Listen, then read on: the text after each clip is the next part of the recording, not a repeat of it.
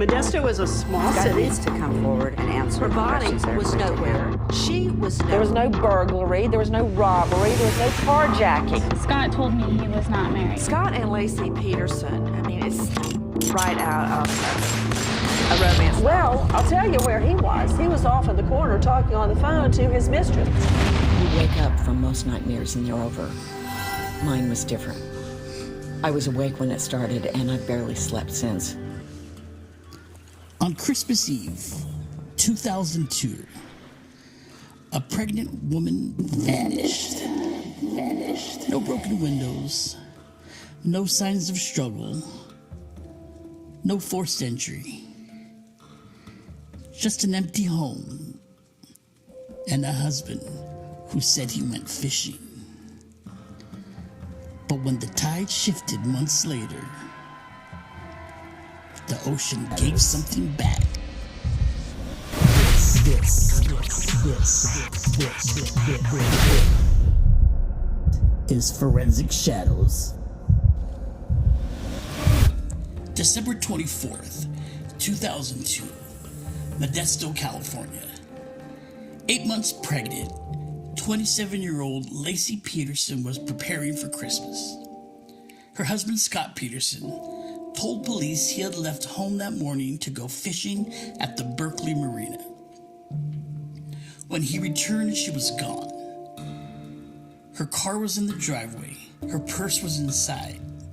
Their dog had been found wandering with its leash still attached. The story of Laci Peterson's disappearance made news soon after she disappeared, right? Because it's Christmas Eve 2002. It became national news pretty quickly. A California man is anxiously waiting to hear word on the mysterious Christmas Eve disappearance of his pregnant wife. Laci Denise Peterson is 8 months pregnant. She's considered a high-risk missing person under suspicious circumstances. I love my daughter so much. I miss her every minute of every day.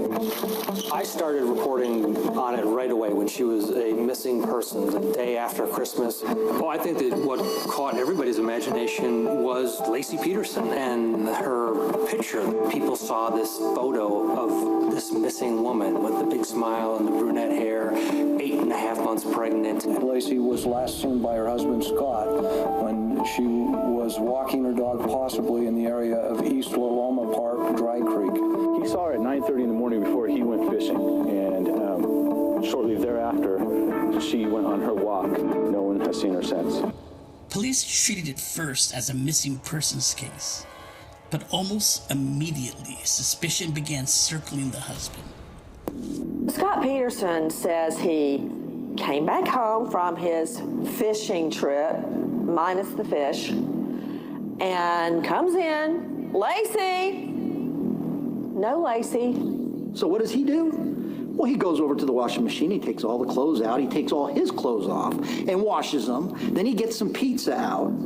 He drinks some milk and eats some pizza. He goes and takes a shower. And then he calls Sharon and says Laci's missing. I learned Laci was missing when Scott called that evening and asked if she was at our house. And of course I said, no, she's not here. And immediately he came back with saying that she was missing. Well, where do you draw that conclusion? Laci might not be at the house, but that doesn't mean she's missing. Could she be at Stacy's house? Could she be at the store? And I remember feeling that just a little agitated about that word, the word that he used, missing. It was like, how can you be missing? She's not missing. Then I asked if he'd called her friends, called me back again. Nobody had seen her. Well, that was it. I told Ron to call police, and I was going over to the park. Your pregnant wife is missing, and Sharon is a mess. Ron is a mess. The neighbors are all a mess. And Scott is cool as a cucumber. I remember running around in the park and yelling her name, and there's nothing worse than lifting up a trash can looking for your child to see if her body is in a trash can. But I remember doing that. When it's happening to somebody else, you think, that's a horrible thing to happen to those people. And you think that you can imagine how they feel. You don't. Within days, investigators uncovered something critical. Scott Peterson was having an affair with a woman named Amber Fry. Okay, first First of all, I met Scott Peterson November 20th, 2002. Scott told me he was not married. We did have a romantic relationship. I am very sorry for Lacey's family and the pain that this has caused them. And I pray for her safe return as well.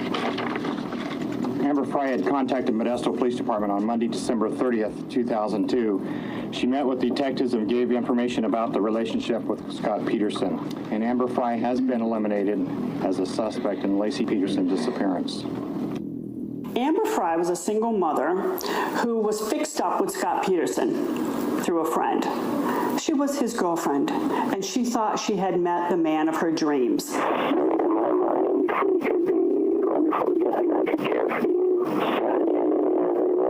I was just starting my career in massage therapy. You know, my daughter was very young, very small, and a single mother. He was good looking, he was nice, he was funny, and attentive to me. I feel like we had a connection, that conversation was easy. He was courting her. They had a whirlwind romance in the few weeks they knew each other. On the very first night, Scott meets her at the hotel, and basically he's smooth, but he gets her to go upstairs with him just for he can take a quick shower and change, and then they can go to dinner. Well, upstairs is, you know, I don't know, 4 or 5 dozen roses and some chocolate strawberries and some champagne.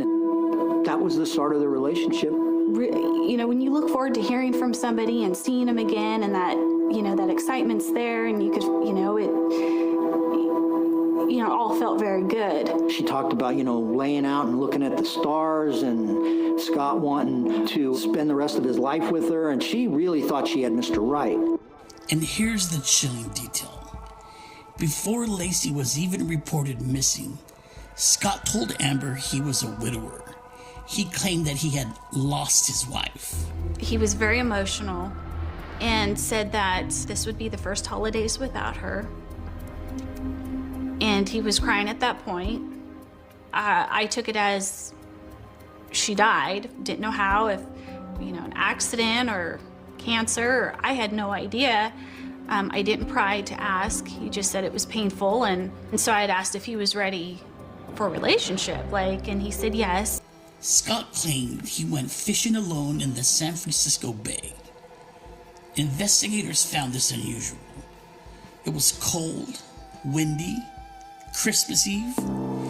He thought maybe he was going to play golf, but because it was rainy and cold, he decided not to play golf, but to go fishing.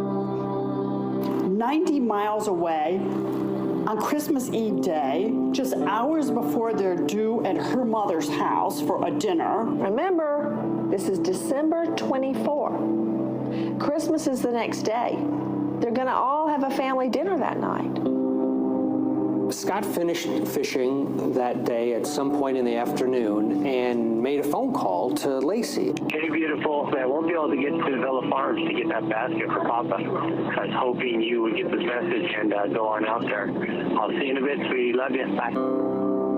I mean, Scott's telling me when I interview him, I went fishing. I tried to call my wife 3 times. I called her cell phone, I called her house, and I'm driving home from Berkeley, and she ain't answering, so I'm thinking something's up. Then I get home, her car is in the driveway. Then I open the back gate, and my dog is running around in the backyard with his leash on. He says, my back door is unlocked. That's not normal. So he's really nervous about all this. He had recently purchased a small aluminum boat, something friends said they had never seen him use before. He was fishing for big fish, sturgeon, as I recall, in San Francisco Bay. That's a big, big fish. And he had this little aluminum boat. And why didn't he tell his wife that he had this boat? The boat was a big deal. I remember asking him about the boat. I asked him, when did you buy the boat? His answer to that question was, it was a surprise for Ron. He didn't tell me when he bought it. It was a surprise for Ron, which made no sense at all, of course. Months later, in April 2003, the remains of a late-term male fetus washed ashore. The following day, The decomposed remains of Laci Peterson were discovered nearby. The location? Not far from where Scott said he had been fishing. The ocean had returned its evidence. In the second week of April, there was a big storm, a big thunderstorm in San Francisco. The Contra Costa County coroner has arrived at the scene and has now recovered the remains of the victim. The police always believed that Scott Peterson had weighted down Laci's body with anchors that he made. But she broke free of the anchors because of the storm. On Monday, a badly decomposed adult torso was found in a marina in Richmond, California, not far from where Scott Peterson said he had been fishing at the time of Laci's disappearance. A mile away, another grisly discovery, the body of an unborn baby boy. What can you tell us about what Modesto police have gathered so far from the body? We're still trying to find out the identity of the body, and one of the key questions we're trying to answer right now is whether or not there's any relationship between the adult female and the baby male that was found from 2 days ago.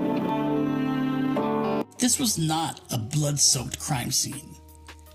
There was no visible violence inside the home. There was no evidence of a struggle. The exterior of the house was secure, no evidence of tampering or forced entry. There was no ransom note. There was no evidence of a sex attack.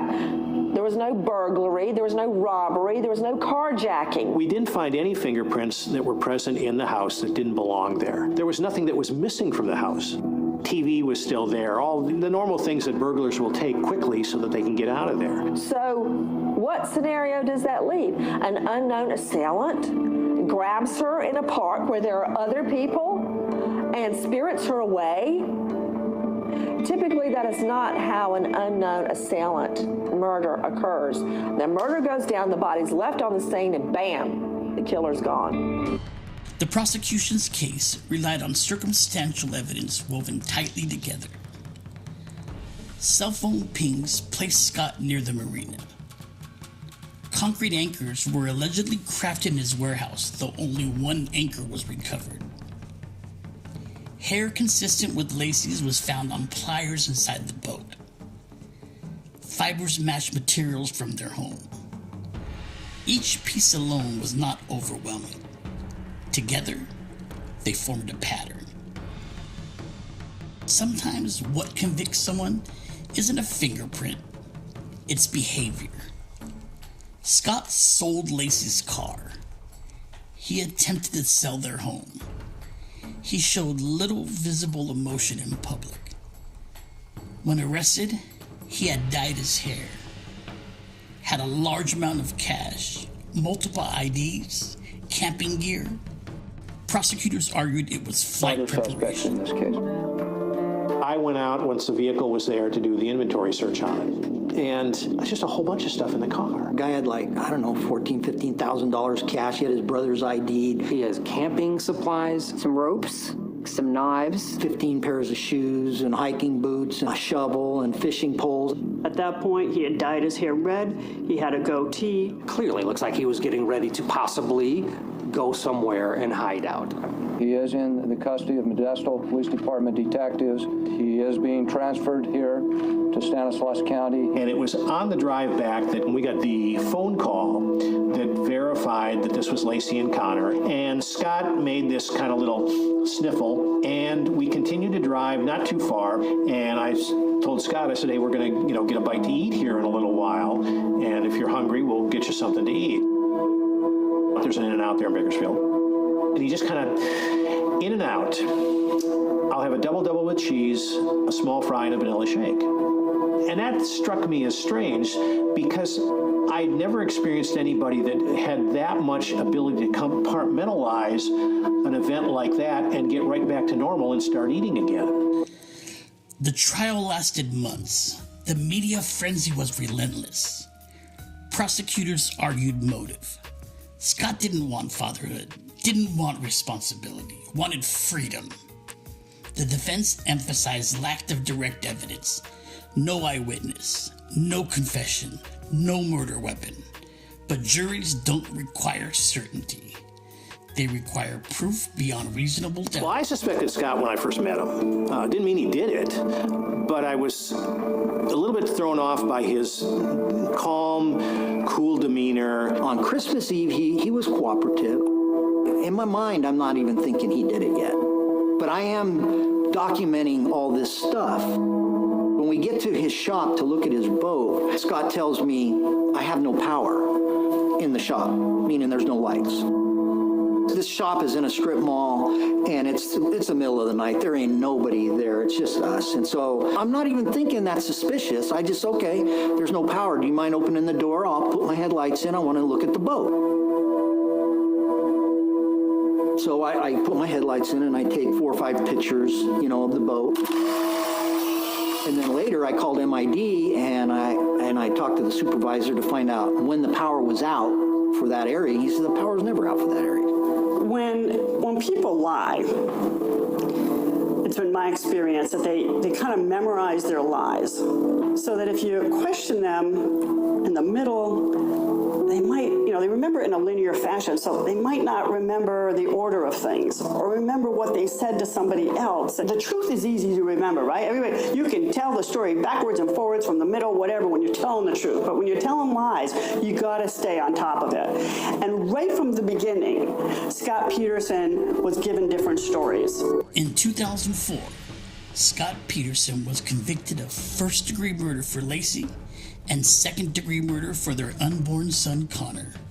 He was sentenced to death. We, the jury, in the above entitled So, of course, the police start looking at it. Well, I suspected Scott when I first met him. Didn't mean he did it, but I was a little bit thrown off by his calm, cool demeanor. On Christmas Eve, he was almost 2 years, the verdict in my has been mind, read I'm not and even Scott thinking Peterson has been found guilty But I am of first-degree documenting murder. all That this comes with stuff. death penalty or life When we get to without his shop to royalty look at of his second-degree boat, Scott murder tells with me regard to his I have no unborn power child, baby in the Connor, shop, meaning there's no 15 years lights. to life. The penalty This shop phase, is in a according strip to the judge, will mall, start and in it's less than the a middle week. of the night. There ain't nobody there. It's just, and so I'm not even thinking that's suspicious. I just, okay, there's no power. Do you mind opening the door? I'll put my headlights in. I want to look at the boat. They were stunned. So I put my headlights in, and I take 4 or 5 pictures, in the row in of the front of me, boat. right? The Rochas and Lacey's And friends. then later I called As the MID, verdicts are being read, and I'm making all these talked to the observations around the supervisor to courtroom, find out I'm when looking the at power Scott was Peterson out too. for that area. And He I said the power don't was see never out. any emotion. When I see nothing. When people lie, it's been my experience that they kind of memorize their lies, so that if you question them in the middle, they might, they remember it in a linear fashion, so they might not remember the order of things or remember what they said to somebody else. And the truth is easy to remember, right? You can tell the story backwards and forwards, from the middle, whatever. When you're telling the truth, but when you're telling lies, you got to stay on top of it. And right from the beginning, Scott Peterson was given different stories.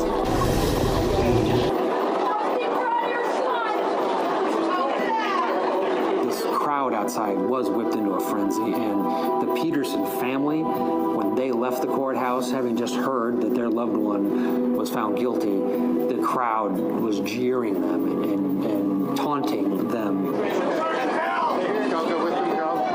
Outside, it was like the Roman Colosseum. It was obscene. This was a courthouse, and people were cheering and screaming and hugging each other. This is a tragedy all the way around. What are we celebrating here? This trial is not over. There's going to be a penalty phase. A week from Monday, this jury will begin to consider whether or not Scott Peterson lives or dies for the murder of his wife and child. Because there's a first and a second, there's special circumstances, it's multiple killings, and that means he qualifies for the death penalty, and that's why we'll go into the death penalty phase. The sentencing was actually the close call. I think many believe there was a real chance for Scott Peterson to get life in prison instead of the death penalty. What he did to her and his baby, he deserves death. It was not a crime of passion. It was cold. It was premeditated. It was calculated. And for those very reasons, that's why the jury decided to impose a death penalty. But the story doesn't end with conviction. In recent years, the case has taken a new turn. The Los Angeles Innocence Project has stepped in to review Scott Peterson's conviction, not because they are declaring him innocent, but because they argue certain forensic and evidentiary questions deserve another look. Their involvement centers around the following claims. Alternative suspects were not fully explored. Evidence of burglary across the street from the Peterson home may not have been properly investigated. Certain juror conduct during trial could have impacted fairness. And advances in forensic testing may allow re-examination of physical evidence. It's important to be precise here.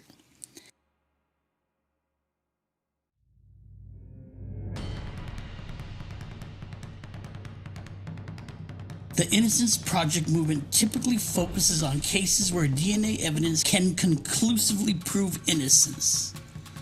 The Peterson case is different. There was no definitive DNA tying him to a violent act. The conviction was largely circumstantial, which is exactly why the appeal has drawn attention. Circumstantial evidence can be powerful, but it can also be debated. In 2020, Scott Peterson's death sentence was overturned, not because of innocence, but due to issues with jury selection during the penalty phase. His conviction, however, remained intact. He is currently serving life without parole. When a case this high profile is revisited, it forces society to confront an uncomfortable question. Did the system get it right? Or did media pressure shape perception? Forensic science evolves. Legal standards evolve. Public opinion evolves. And sometimes Originally, he agreed to it because, once again, it's Scott. He's everybody's neighbor. He's everybody's best friend. He's the guy who wanted to barbecue. There's no way he's going to say no. And so we actually arranged it. We had it for Christmas Day. Decades later, and speaks he to called its me that morning and complexity. said, I'm not. Because when evidence is taking largely circumstantial, certainty is never absolute. Because even when there is no street, search on Christmas Day. no shattered glass, Vacant lots, vacant buildings, no visible abandoned privacy, cars, abandoned barns. the I want to make evidence sure still that speaks. everything's Whoever has her, please let her go. Bring her back. We guys. love her so much. This forensic shells. Please, let us have her back. The room is packed, and we got the chief up there and talking about her and the fact that Scott went fishing. And man, the hands started coming up. Where he went fishing? Where'd he go fishing at? And he got up and walked out. Scott did. And so we